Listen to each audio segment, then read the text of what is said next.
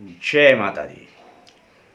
Ultimate ज्ञान में आपका हार्दिक स्वागत है।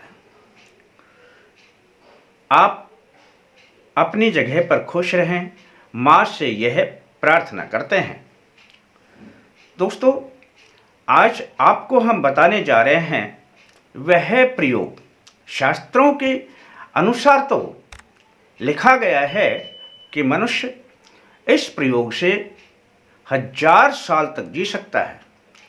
दोस्तों, ऐसे पहले हुआ भी करता था कि जब मनुष्य समाधि में बैठते थे तो हजारों साल की उनकी समाधि भी लग जाया करती थी और वे केवल और केवल वायु पर ही आश्रित रहा करते थे।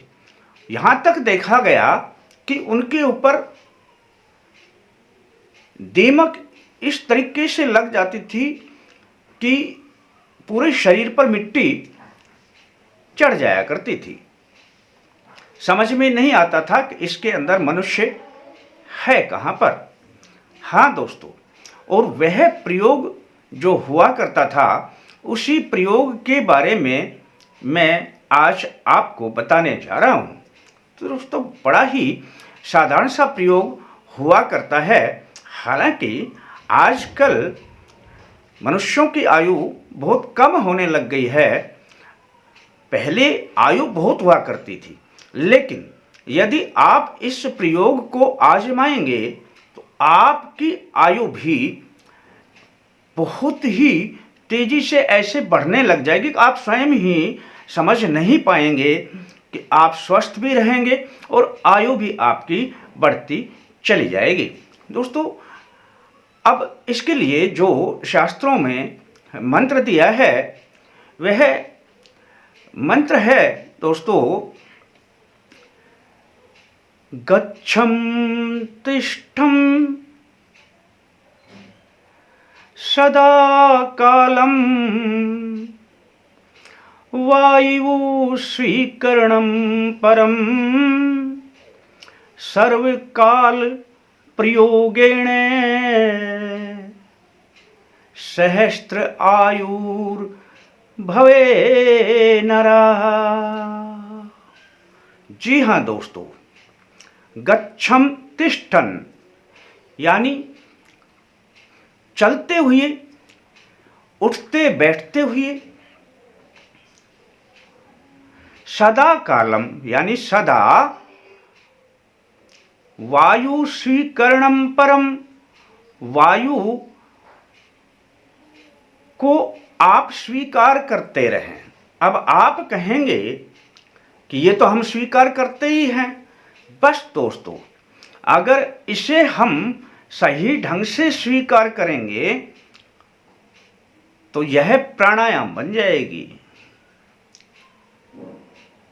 सदा काल प्रयोगेण, इसका सदा हर समय प्रयोग करेंगे, निरंतर प्रयोग करेंगे तो सहस्त्र आयुर भवे नरः, हजारों साल मनुष्य जिंदा रह सकता है। दोस्तों, यही बात जो कही गई है शास्त्रों में, इसका अर्थ यही होता है कि यदि हम प्राणायाम की विधि से चलते उठते बैठते यदि इस वायु को ग्रहण करें तो ये प्राणायाम बन जाता है। और इस तरीके से यदि हम सदा इसे ग्रहण करेंगे तो हम अपनी आयु को चाहे जितना बढ़ा सकते हैं। अब आपने चलते बैठते चलते हुए तो आपने जो प्रयोग करना है वो लंबे श्वासों का प्रयोग करना है।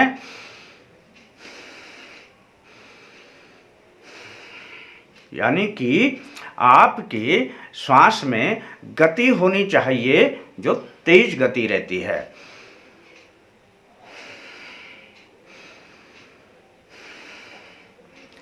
उससे आपके अंदर पूरी ऑक्सीजन का प्रचार प्रसार होने लग जाता है और आपका यह प्राणायाम बन जाता है।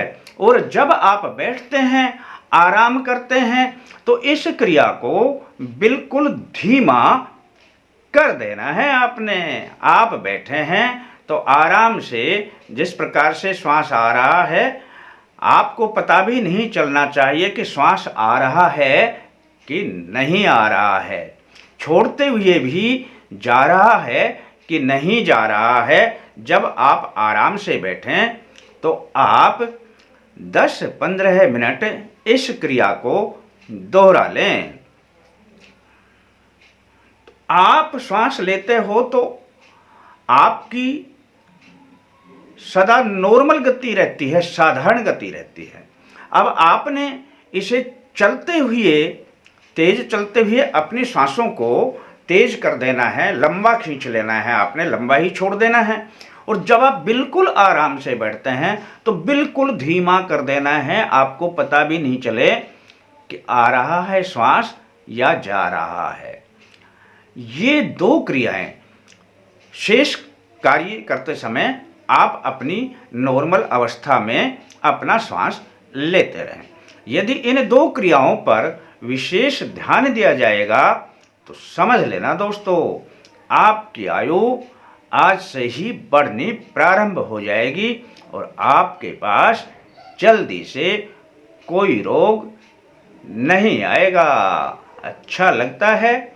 आप अपने यार दोस्तों को जरूर बताएं। आपके लिए सिर्फ इतना ही, आप अपने लाइक का ध्यान रखें।